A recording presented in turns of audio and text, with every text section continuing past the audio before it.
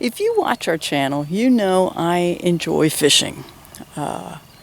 And last week, I decided just to come over to this little Corps of Engineer park and spend one night so I could fish in the afternoon, in the evening, and the next morning.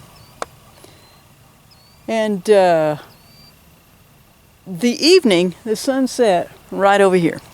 And it was beautiful. And the next morning when I got up and I came over, to get here you have to drive across this little levee to get to the fishing pier. And we actually are in pretty much of a drought right now.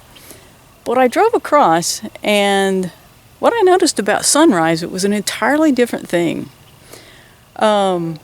Because the sun's coming up behind this levee, it begins illuminating everything out in the distance first. And it was just beautiful to stand here and watch.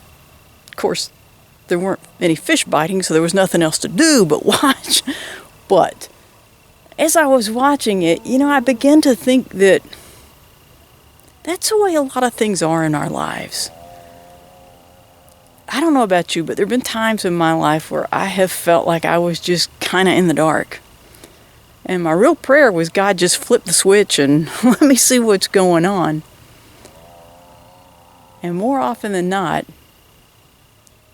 that isn't what happens. There's a phrase that's mentioned over and over in the Bible, and essentially it's stand firm.